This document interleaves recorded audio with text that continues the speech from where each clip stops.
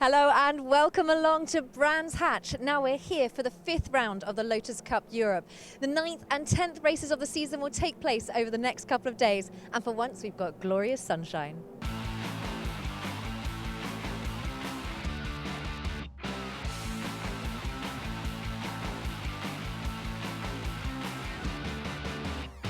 Now, with qualifying just finished here at Brands Hatch, it would seem that John Rass is determined to keep on top of that championship leaderboard, qualifying in P1 in production class. Now, Jeremy Lorenko is also following closely behind on that championship table and qualifying P2 overall. So let's go down there and find out how the drivers are feeling ahead of race 1.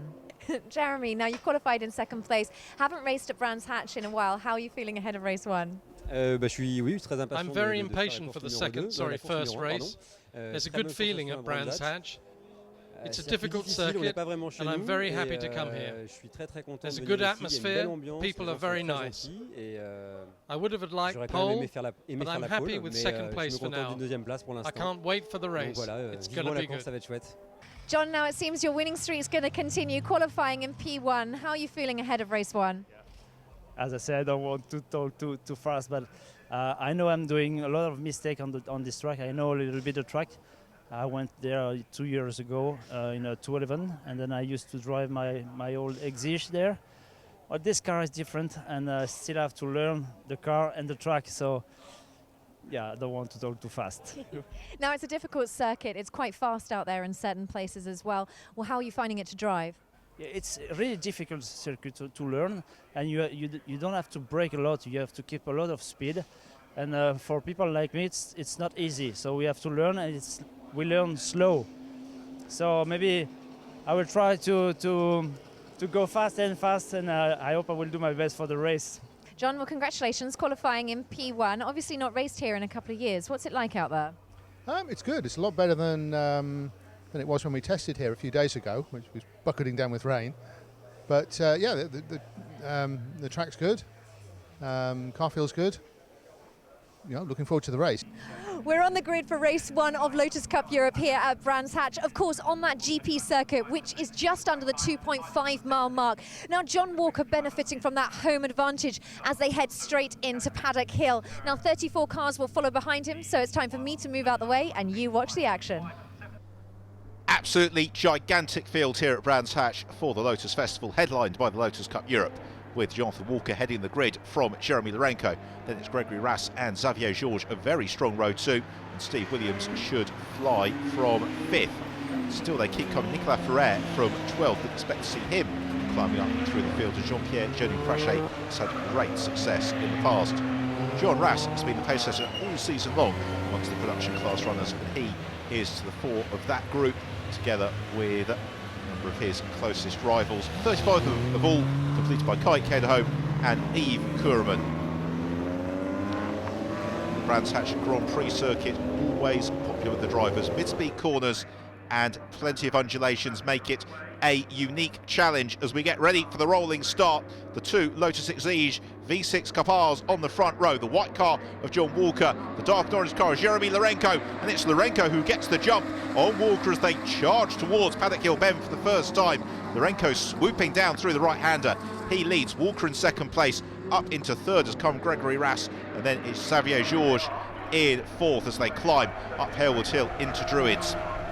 Already Lorenko covering the line at the hairpin from Walker. A pair of them run side by side downhill. We're in cart with John Packer towards the tail end of the top 10. I think it's Nicholas Walker just ahead of him, and also Nicolas Ferrer making a good start as the field surge through the left-hander at Graham Hill Bend along the Cooper Straight, and then Surtees. Ferrer just moving around in front of Packer, the car a little bit squirmy as they then climb out onto the Grand Prix loop. Ready, front of the field, Lorenko under pressure from John Walker as they turn through Hawthorns. Just downshift the gear, dab the brakes, then on towards Westfield Bend. Again, another slightly tighter than you'd expect. Andrew Walker just getting a little bit of heat into the tyres, understeering out wide. That gives Lorenko some breathing space. The very front of the field as the rest of the pack plunge downhill. Already the leaders out of Sheen Curve into Stirling's. In car, 2nd place man John Walker looking back towards Gregory Rass in the first of the Evoras. They're well represented here at Brands Hatch this weekend. Jeremy Lorenko at the front of the field has had a fine run of form over recent events, and that is continuing in these early stages here at Brands. But the Grand Prix circuit can be very unforgiving. It's one of those circuits where the tiniest mistake can punish you both in terms of time and possibly a trip into the gravel trap. Through Druids and Lorenko winning the battle with traction on that occasion. John Walker, though, possibly a little bit smoother.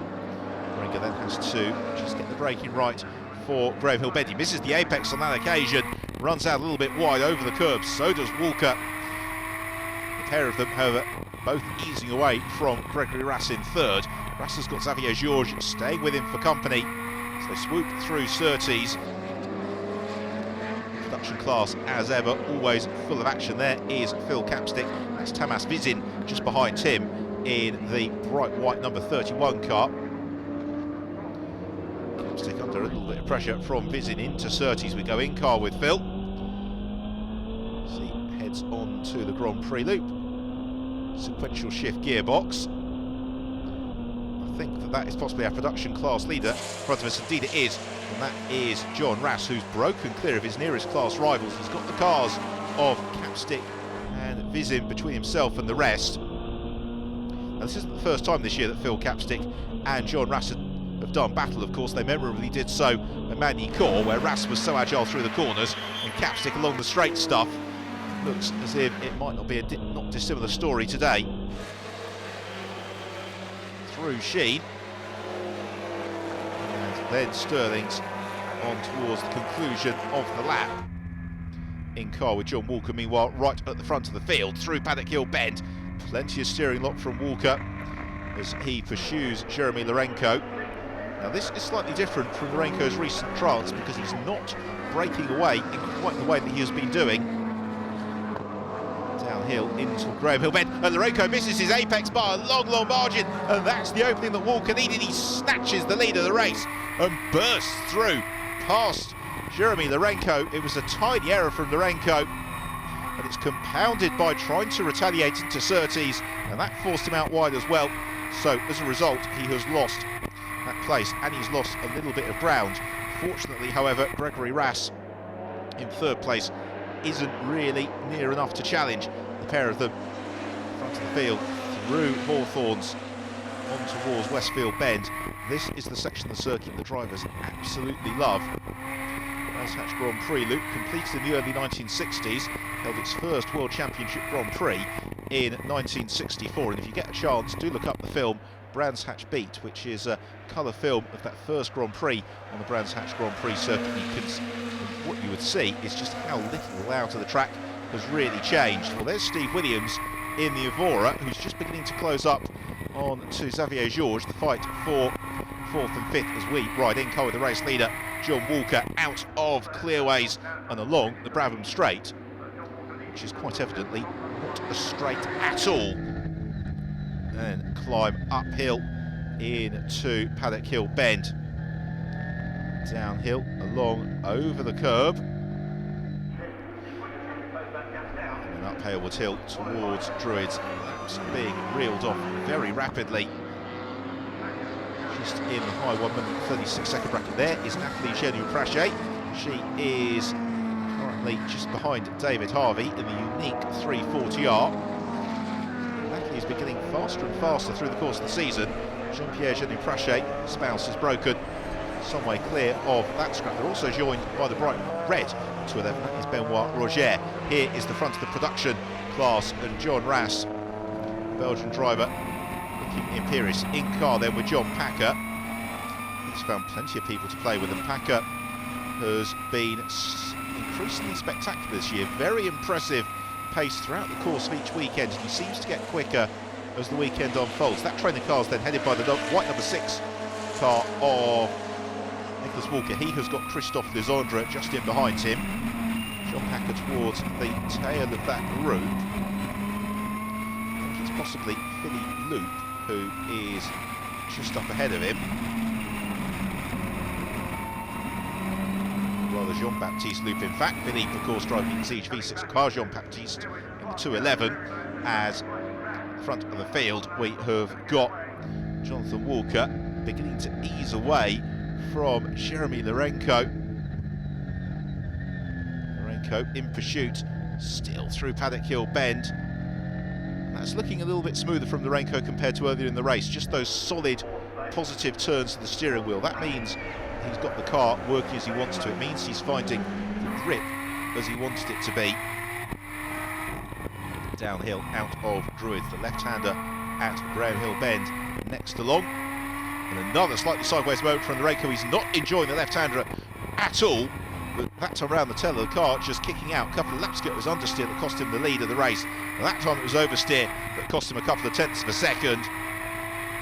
And it means that John Walker is now beginning to open up an advantage that is going to be somewhat challenging for Lorenko to chase down.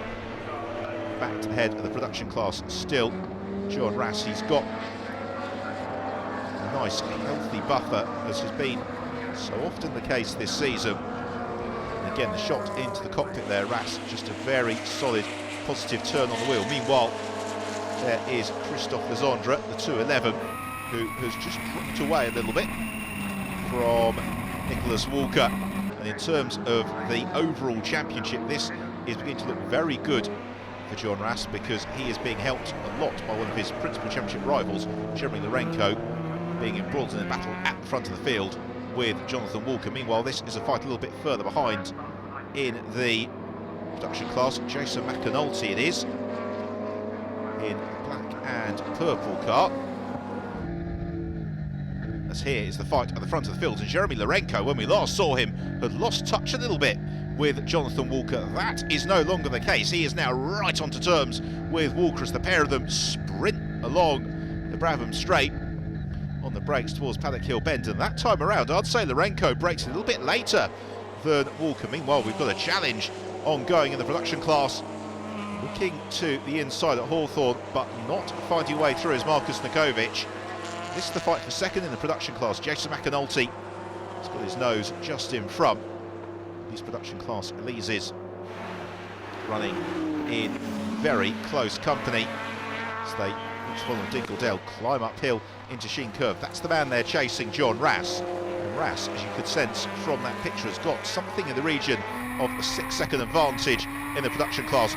John Walker, in the lead of the race, has got something of a 1/10 of a second advantage, because here comes Lorenko out of Surtees, down Pilgrim's Drop into Hawthorne. Lorenko thought about a move. Now they're getting in and amongst the traffic, which is going to make things appreciably harder for John Walker, because he's the driver who's got to pick his way through the path, and it means that Lorenko can follow behind us. Lorenko flings his car sideways coming through Westfield Bend. Gives you a sense of just how hard the two leaders are trying. They've got more traffic in the form of one of the production class Elises ahead of them, which is about to be caught fairly imminently. Well, for all the spectacle outside, in the cockpit with Jeremy Lorenko, it seems very controlled, as Walker's caught one of the slower cars at just the worst point of the circuit. He backs off through clearways, and it means that Lorenko is going to be in a position to challenge surely along the Brabham Straight. Lorenko goes high, wide and handsome, and it might just work for him as they swoop downhill. They've got Rob Woolridge just ahead of them as Lorenko takes the lead of the race around the outside of John Walker. They climb into Druids. Lorenko, can he hold on to the lead? He runs a little bit wide through Druids, but crucially he's got the inside line for Graham Hill Bend, and he squeezes out Walker. Walker looks for the switch back along the Cooper Straight, nothing doing. And again, all very calm for John Walker. He's just waiting to see what happens. As Lorenko makes a mistake into Surtees, he drops two wheels over the curb and runs wide. Oh my goodness me, for Jeremy Lorenko. He's had the lead on 2 occasions, and it's been driver error that has cost him twice so far in this race. But he might get a couple more cracks at this, because we've still got a lot of traffic to overcome. That's Max Alves in the bright orange car. We've got some more traffic possibly into Westfield Bend. Yes, we do. It was all very tight. Climb up into Sheen. headlights ablaze from Walker. He's also going to have to be quite reliant here on not catching cars in the midst of their own battles on the road ahead of him. There is the production leader, John Rass. He has got Tamas Vizin just in behind him. Vizin running in the open class and therefore not a particular rival for Rass. Meanwhile, a good scrap going on between Philippe Loup and Nicholas Walker. This is for 6th and 7th place. There is the 3rd place car, Gregory Rass, who long ago lost touch with the leaders. He's now got a little bit of traffic to contend with. Doesn't present too many problems. Eric Van Tove, white car. Back to the front of the field. Walker and Lourenco, 2 immaculately prepared Lotus Exige V6 Cup R's, head through the left-hand of Graham Hill Bend along the Cooper Straight. And next challenge is going to be Surtees. That will take them out on to the Grand Prix loop. That's a little bit better from Jeremy Lourenco, but again a big correction on the exit of the turn. Maybe just being a little bit too enthusiastic with the right foot. It's not really cost him anything though. So he flicks up to 5th gear, downhill into Hawthorne's. Both drivers now beginning to push these cars to the limits of their aerodynamic and mechanical grip. The rear of the cars just squirming a little bit through Westfield. Lourenco, the rear of the car just steps out of line. He corrects it almost instantaneously. Out of Sheen. Next turn is Sterling. They run over the curb and then downhill into Clearways, which on the Grand Prix circuit, of course, a much faster and more daunting proposition. Lourenco's car continues to move underneath him. Walker possibly a little bit smoother in this stage of the race, but Lourenco in the mood, and he darts to the inside at Paddock Hill Bend. He can't quite make it stick. They've got the bright yellow car of Janos Santa for Lapri as well, and he is passed by Walker before Druids. He's also passed by Lourenco. It's really nice driving from Santa, who doesn't get in the way. So the battle for the lead remains exactly as it was. The 2 of them exit Graham Hill Bend, just running a little bit wide out over the curb. On that occasion was Jeremy Lourenco. Meanwhile, there is Benoit Roger. He is currently in 12th position. Back to the front of the field. We ride in car once more with Jeremy Lourenco. More traffic immediately up ahead of them. Again, doesn't slow either of the leaders. They turn through Hawthorne. We're getting late into the race now as well. Lourenco is running out of opportunities to overhaul Walker, and you just wonder whether or not Lourenco is also beginning to run out of tyres too, because the car is looking a lot more mobile than that of John Walker, who is just sticking to the racing line, letting Lourenco do all the hard work. Snicking on up through the gears, Jeremy Lourenco. And then downshift to 3rd gear for Clearways. The camber just falls away, but you have to take the gamble on getting that right foot planted on the throttle even as the car goes light, because that gives you the run along the Radbourne Straight in towards Paddock Hill Bend we go. Just a couple more laps remaining, if that. Seesawing the wheels, still Lourenco. Now, where can he make the move stick? Possibly Graham Hill Bend, if he can force the mistake out of John Walker. Otherwise, he might have to rely on a very good run out of Surtees to challenge into Hawthorne, or maybe coming out of Sterling to challenge into Clearways. Best opportunity, as ever, here at Brands Hatch is the run out of Clearways along the Radbourne Straight towards Paddock Hill Bend. Walker, meanwhile, exits Sterling's. Lourenco still in pursuit. They're well in amongst some of the 211s to put a lap on them, such is the pace at which they are running. Again, sideways from Jeremy Lourenco at Clearways. Absolutely spectacular stuff as Walker accelerates through and takes the checker flag, and victory in the Lotus Cup Europe, the first race of the weekend here at Brands Hatch, and that was one of the best races that we have had this season. The rest of the field all coming through to take the flag, complete the race, as Walker and Lorenko can rightly celebrate.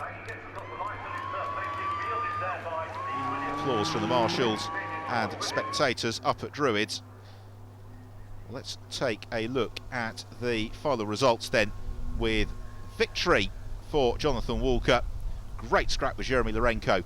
Third place going away to Gregory Rass and Steve Williams, overhauling Xavier Georges to take fourth. It's another super performance from John Rass. He took production class honours from Jason McAnulty and Marcus Nikovic. All three of them, though, a remarkable drive to finish inside the top 20. Race that was thankfully low on casualties, with Yves Kureman completing the field. On the way, though, we did unfortunately lose David Harvey and Phil Capstick, amongst others.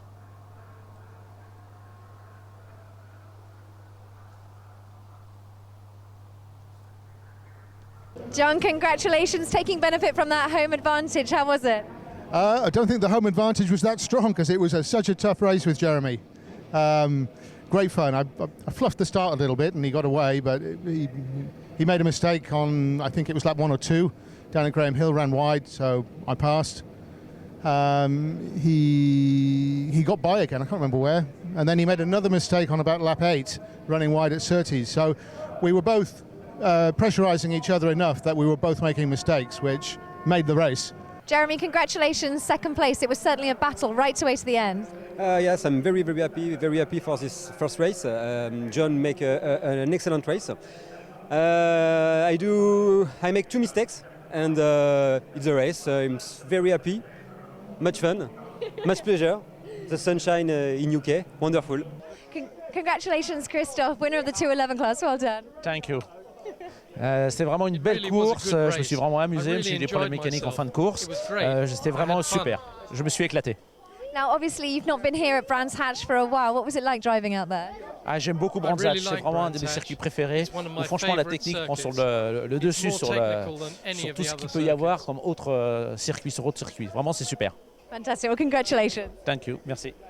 John, congratulations. We always thought it was going to happen. Winner of the production class. Yeah, thank you very much. Yeah, it's a surprise. Honestly, I thought I could do second or third, but first is very nice. Good point for the championship, so very happy. Matt, congratulations, winner of the open class. Tell us how it was out there.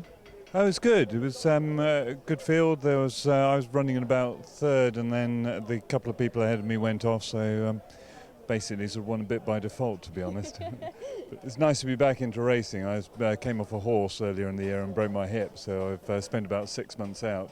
But can't cope with 1 horsepower, but seem to be able to manage 260 okay. Now this circuit is certainly steeped in more history than any other circuit in the UK, with Clark Curve, Surtees and Graham Hill Bend as just some of the corners for our drivers to tackle. Using the Grand Prix loop means they require extra concentration with those fast straights and sweeping curves, so there's certainly no room for error out there today.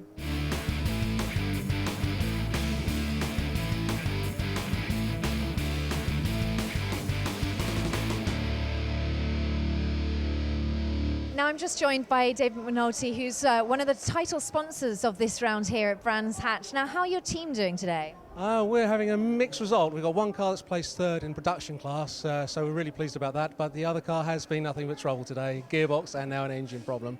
So it's not so good. Now, it's obviously nice to be, although not so good, nice to be at home for once. A little bit of a home advantage I can see for Jason. Yeah, absolutely. We've been, we had the team around here hundreds of times before, so that's really good to be at a home track, and it's nice to get a lay-in the morning. It certainly is. Now, as one of the title sponsors, can you tell us a little bit about yourselves? Yeah, we're branded care homes. We provide very high quality care for old people, and we're trying to expand into a franchise opportunity for investors coming in and bringing in Able Care franchise care homes across the UK. And also enjoying a little bit of racing on the weekends. Yeah, it's really good fun, and obviously there's a lot of people here that have a lot of money that they need to invest. So we have the right investors in the right place, and hopefully our brand gets out there. We're back on the grid for race 2. Now, yesterday, a battle between John Walker and Jeremy Lorenko resulted in John Walker benefiting from the home advantage. But can Jeremy Lorenko turn the tables today? Now, back further down the grid in production class, John Rass proves unstoppable. So it's time for me to move out the way and you see the action. Second race of the weekend, same grid as race 1, but this time round a standing start. It's a brilliant getaway from Xavier Georges from 4th on the grid. So Jeremy Lorenko is poised to get the jump on John Walker as they arrive into paddock. Lorenko squeezes Walker. Walker's going to try and force his way through. Gets a little bit congested behind, and somebody takes a trip through the gravel trap. It's one of the 211s, and possibly that was Christophe Lezandre. As at the front of the field, it's Walker from Lorenko, then Ras, Xavier Georges, and then Steve Williams is in 5th. He has got Nicholas Walker in 6th, challenging him. Still a little bit wild as they went through Druids. In the heat of the production class battle, Marcus Nikovic is the target for David McAnulty. And they're all jostling for position. This is pretty lurid in these early stages. John Ras, over, you can just see him in front of the picture, who leads the production class on this first lap. Meanwhile, we're exactly as we were at the end of race 1, which is Lorenko in pursuit of John Walker. It's a pair of them accelerate out of Hawthorns on towards Westfield Bend. This time around though, Gregory Ras a little bit closer to them already through this first lap of the race. It's Ras in 3rd, Xavier Georges in 4th from Steve Williams. Nicholas Walker, and then I think it's John Packer who is next along. Turn through Sterling's, using the camber to full advantage. Really satisfying corner to drive Sterling's if you get it right, just because the way that it propels the cars out onto that very steep downhill run into clearways. It's been a good second half of the first lap for John Walker. He is beginning to just ease clear of Jeremy Lorenko as Nick Walker applying a lot of pressure to Steve Williams, but Williams knows this Brands Hatch Grand Prix circuit very well. He's had an awful lot of success here in the Lotus on Track Elise Trophy. Field then climb up Halewood Hill and turn through Druids before the road falls away from them into the left-hander. Graham Hill Bend, a very, very short sprint along the Cooper Straight in car with Jean-Baptiste Loup. He is well up inside the top 10. Involved in the battle going on just ahead of him between Williams, Walker and Packer. Baptiste Loup, next car in that train as they head out onto the Brands Hatch Grand Prix circuit. The road dropping away. They arrive into Hawthorns, an intimidating challenge for the drivers, even with a slight increase in runoff in recent years. The barriers still feel incredibly close. Westfield Bend, the road just drops away down into Dingle immediately climbing into Sheen. There's a blind turn into Sheen. You see the corner almost after you've taken it. There is Ras in 3rd again, who has been dropped by the pace from the leaders, which was so relentless in race 1. It's continuing that way in race 2. Here we go then, Lorenko has got a good run through clearways on this occasion and is looking to chase John Walker as the pair of them separated by just a car length in towards Paddock Hill Bend. Lorenko takes the high line, Walker defends to the inside. Is there space for Lorenko?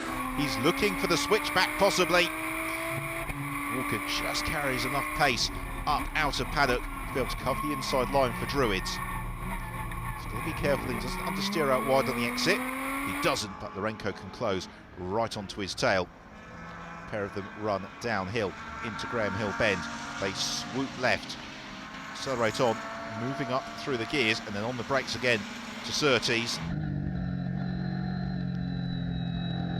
It's a lovely run through Surtees, or almost, with Lorenko. Slight correction on the exit, but not the magnitude of error that we saw from John Walker. Now this opens the opportunity for Jeremy Lorenko to challenge downhill into Hawthorn. The outside track is actually the way to go for this turn, such as the way the racing line works out, but Walker again has got just enough of an advantage.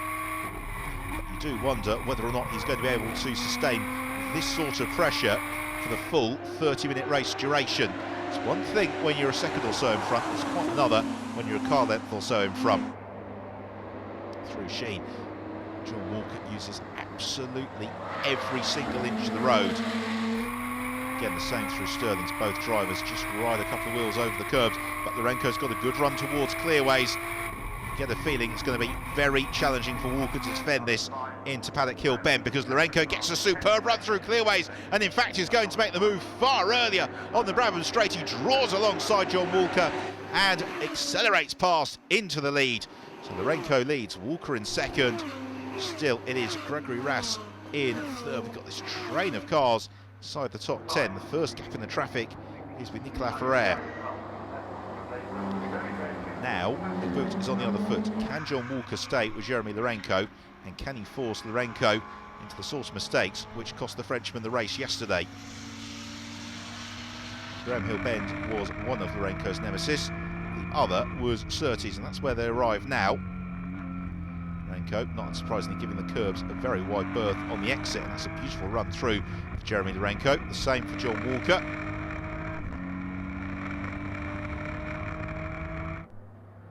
Using the gear ratio to good effect as Lourenco is beginning to ease clear. There is Gregory Rass in third position, and Rass not quite as distant as he was at this stage of the race. First race of the weekend, but at the same time, he's not putting the leaders under any particular pressure, but then John Walker is not putting Jeremy Lourenco under any particular pressure. Now that Lourenco has got through, he is beginning to romp clear. This is Lourenco's preferred modus operandi. We have seen time and time again through the 2015 season. Jeremy Lourenco likes to get out front in the lead of the race and break away from his rivals. That has been an electrifying lap from Lourenco. It's been enough to build a lead of something like 2.5 seconds over John Walker. A pair of them power through. Next good scrap is the one for fourth place, because Xavier Georges is under real pressure from Steve Williams. They climb up to Druids, the two leaders. Walker a little bit more confident on the brakes into the hairpin than Lourenco. Already it feels like he's got a little bit of a mountain to climb. Here's the fight then for fourth. The sky blue and orange car of Xavier Georges, the black Evora of Steve Williams. They have also got Walker, who has come to join in with them as well. As Walker is doing the chasing of Steve Williams as he looks to the inside of the Evora into Surtees, and he's going to go for the move. Very nicely done there by Nicholas Walker. He caught Steve Williams by surprise, and the Evora driver had to give second best as the two leaders already turned through Hawthorns. Rass in third, fourth place George, who's now got a little bit of breathing space with Walker chasing him down. Then it is Steve Williams who has slipped into sixth place. So it's two Exige V6 Cup Rs leading the Evora, and then another brace of Exige V6 Cup Rs and the Evora. It's the top six. Walker trying to come back towards the Lourenco, but you can see just how hard he's pushing. Drops the car right over the curb on the exit of Surtees. There's a big correction as well on the way into clearways. Now picks up the throttle along the Brabham Straight. Moves up to fifth briefly before he gets on the brakes towards Paddock Hill Bend. Oh, and Lourenco goes completely sideways through Paddock. A huge moment for Jeremy Lourenco. That's surely going to cost him the lead of the race. In fact, it doesn't. Somehow he is able to maintain the advantage. But for a moment, that looked like he was heading destination tyre wall, because the car completely snapped away. Lourenco having to correct it. It goes back to what we were saying at the very start of the programme. The Brands Hatch Grand Prix circuit can bite, and it can bite suddenly. Lourenco has discovered that on several occasions already this weekend. Somewhat bizarrely, the biggest mistake doesn't cost him the lead of the race. It's now back to John Walker. What can he do in terms of overhauling? Meanwhile, a little bit lower down the field, Thierry Verheest is in pursuit of Nathalie Genu-Praché. Verheest in another of the Evoras. They've got Christophe Lesandre ahead of them. And what is Genu-Praché signalling? She's possibly waving Verheest through, recognising the Evora driver is a little bit quicker, doesn't want to get involved in a scrap that's going to ruin both of their races. Jeremy Lourenco, Jonathan Walker are locked in battle at the front of the field, and this is the train of cars headed by Kai Kederholm, who they are about to catch, and that is going to make things very tricky indeed, because we always see great racing amongst the production class. It's Rob Woolridge then who we would see second in the queue, and Charlotte Burridge in the bright yellow car is in third in that group, just ahead of Eric Van Turve. As they turn through Surtees, head on to the Grand Prix circuit. Here come the race leaders. John Walker doing everything he can to get back onto terms with Jeremy Lorenko. Lorenko, though, has been the pace setter throughout the course of the weekend, and but for one or two mistakes, would surely have driven off into the sunset by now. Meanwhile, Eric Van Turve looking for a move to the inside at Hawthorne and is able to squeeze through. That's well done by Van Turve. Rob Woolridge is his next target. Oh dear, and that's a blow up for David McAnulty. A great shame, because he was running very strongly in the early stages. Now Van Turve chasing down Rob Woolridge, and Woolridge in turn being a little bit delayed by Caterhome. They have got some smoke ahead of them at Surtees. That's Sheen rather. That is possibly as a result of David Harvey. Meanwhile, here are the leaders in car with John Walker, Jeremy Lorenko ahead of him.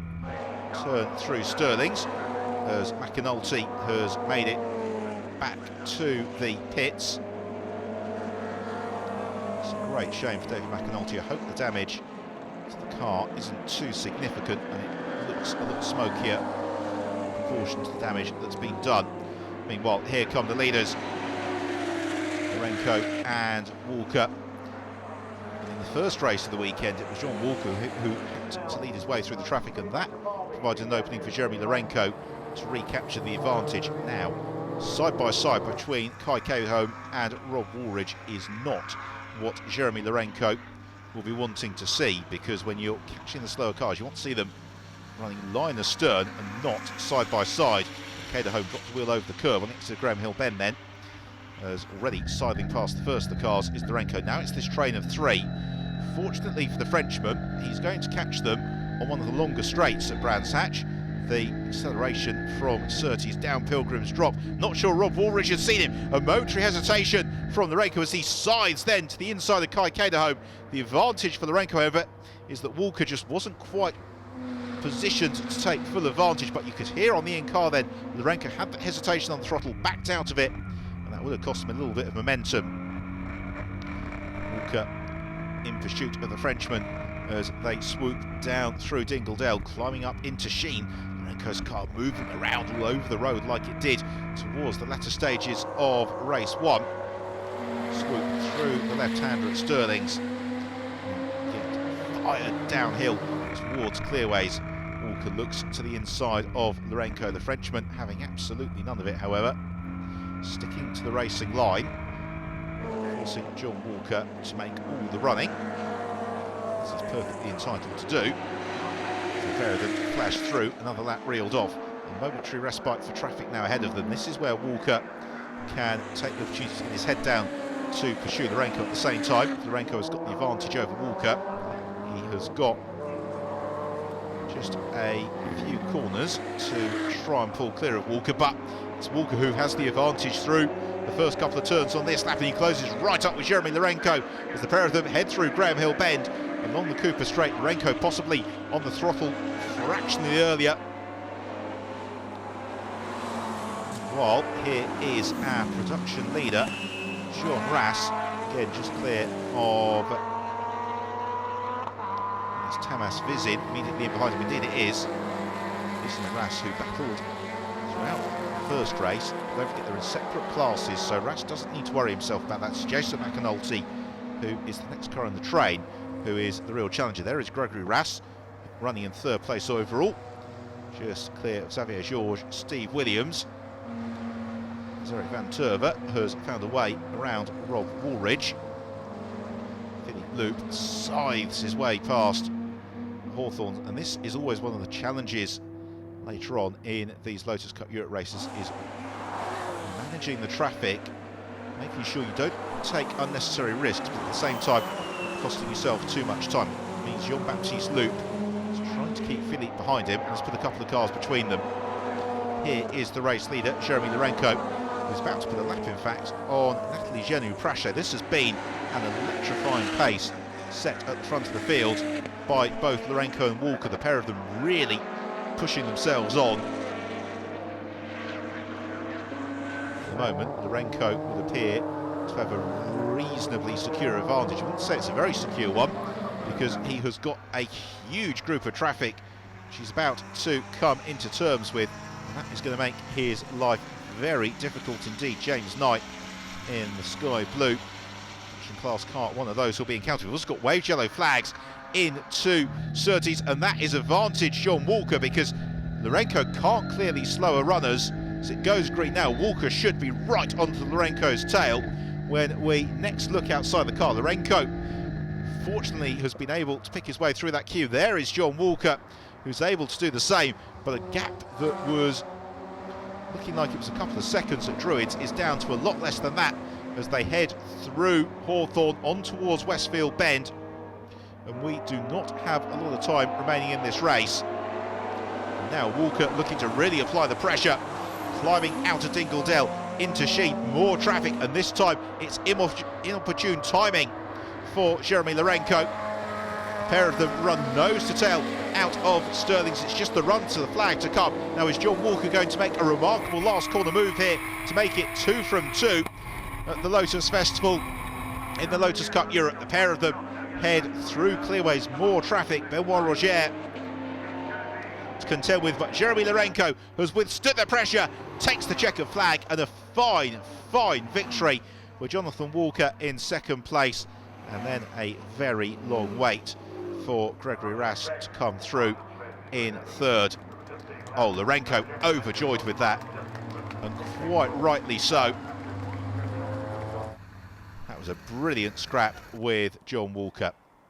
A look then at the final results. Lorenko, Walker and Rass are our podium. Once more, Steve Williams in fourth, clear of Xavier Georges and Jean-Baptiste Loup. Then it's Philippe Loup, Christophe Legendre, Anthony Fournier and Thierry Verheest. John Rass again to the fore of the production class, and that's 2 wins this weekend, which is going to really help his championship challenge. Jason McAnulty second amongst the production runners in 21st place. Eric Van Terve eventually prevailed in that super scrap with Rob Woolridge. 1 or 2 of them fell by the wayside, but another brilliant race.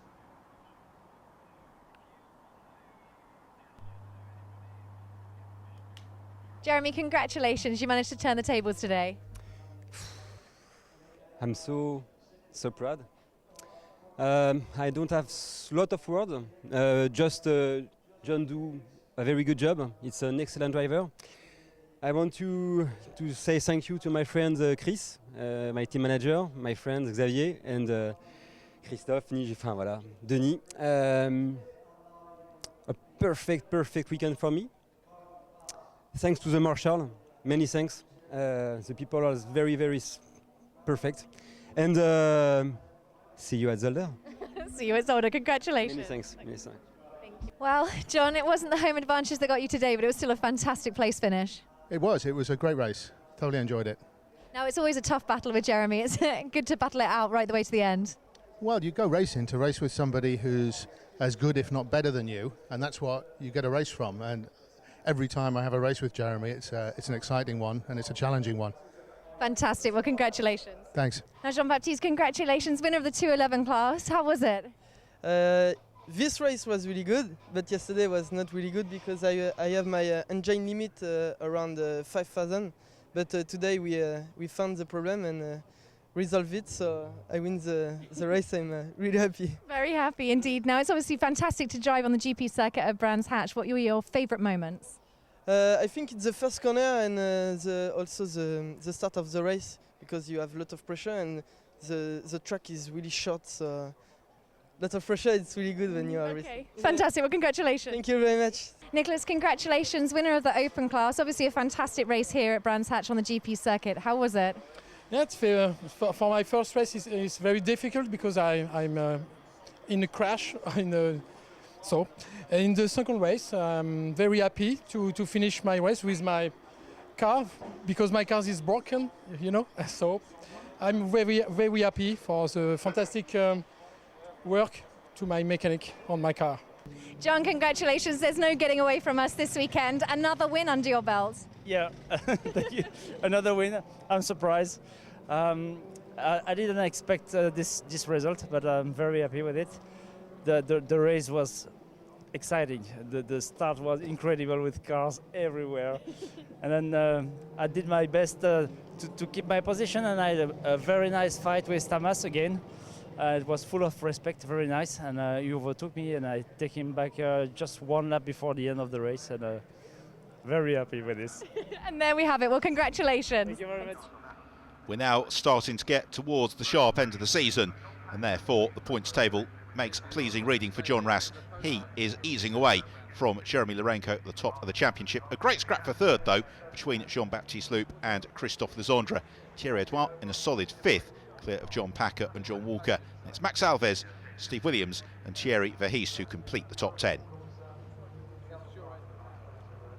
Well, that's all we've got time for here at Brands Hatch. It has been an incredible weekend. The sun's been with us all the time. Now, Jeremy showing he's absolutely determined to get back on the top of that championship leaderboard. But for us, it's until next time. See you at Zolder.